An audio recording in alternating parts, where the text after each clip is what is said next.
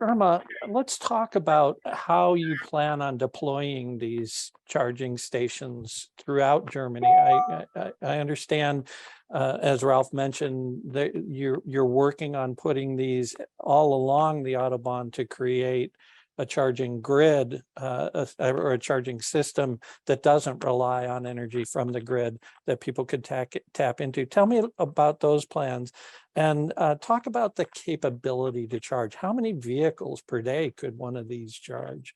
That kind of stuff. Well, the company start to work in their own charging stations because of the logistics. As you witnessed during the pandemic was a big challenge for logistics. And logistics is a serious problem in Germany, really. There is no space for them to park. And there is a lot of demand and the price is very high. So this is a sector that really is struggling in all sense, even in space to park. Lucas can tell you about this is quite serious. So what we realize is that the companies such as us need to become more and more sustainable, yes, but independent as well. And this is why we map at the beginning, we start to map in the main points where the company requires to have a charging, because we want, or as today, all our operations are electric, all our operations are sustainable. So we try to expand that in the logistics. And this is why we start to work and identify that it is important to have these charging points strategically mapped in Germany to work with our equipment, with materials and our assembling systems of what require different components, and all of them are around. So this is why we start to make this initial mapping. Why we are doing that? We realize that those could be, they are different. You will have a small one, a medium, and today, for instance, we have a big one who is in the central of Germany. The location is just premium, it's a very good location. And in this place, we have 24 square meters available to use because it was a previously was a logistic company. So 24,000, sorry. 24,000 square meters. And we are going to be able to establish around 100 charging stalls with double points. Wow. And this is the first one. The first one was in Hamburg, which allowed us to gather all the data. Now we are moving to Kassel, and then from there we are going to start to establish the different ones. We have identified several, but those they need to fulfill some kind of criteria, which is the distance from the Autobahn, and we also start with communications with different partners, charging station, gas stations. So we just try to identify the best place to or improve the infrastructure that is there, or to establish a new one.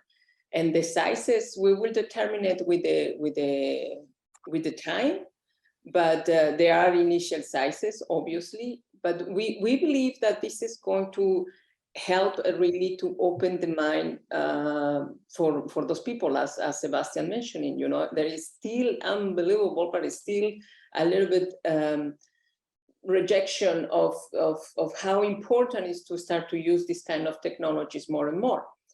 The idea, you are never going to substitute the grid, but the idea is to help to improve today the infrastructure of the grid, at least in Germany. It will require several years, but during this time, it will continue to be depleted. So I believe it's smart to start to develop this kind of solutions while helping and be ready to inject energy to the grid, not to take energy from the grid. To be very honest, it makes me smile. All these ads about the new charging stations opening all over, not only in Europe, but also in the United States. But they never mention where they are going to get the energy from. So, and this is very important because it is important to support all the sectors. The manufacturer of trucks, they are ready to launch, the mass production, but it's important to have the points of charging. So this is why we are doing that. We believe that we will continuously identifying the right partnership to expand the development of charging stations, to be ready. When the grid is ready, we will be ready to connect to the grid. Right. So basically you're creating microgrids that can be deployed wherever they're needed around the country. And then they can expand relatively quickly as long as you have the capital to deploy these things, correct? How long, and just one quick follow-up on that, how long does it take you to put one of these charging stations in place? The one that you see in the background here, it took us 30 days to establish one, a small one. Start to finish.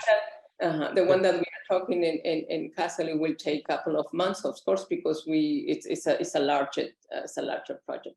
But Right. this one is, 30 days when you have everything together, And how much power does that generate per day? I mean, how many kilowatts can you generate off of that? And then obviously how many vehicles could charge? Ralph? Okay. This one charge our own fleet, and of course some tourists, let's say, and neighbors would come by, and also sometimes an electric truck or vans, because we have the space to even charge a truck. This one can easily make around about 100 kilowatt an hour, and so that's enough for we have an Compleo charger there, and we can have 2 cars charge at the same time and charge them. So basically in the big one in Kassel, like Irma said, we will have 100 stalls, fast charger, mainly DC, a few AC, of course, and overnight charger. But they can handle 48 cars a day if necessary, all of them, and also at the same time. It's not a problem. Great, great.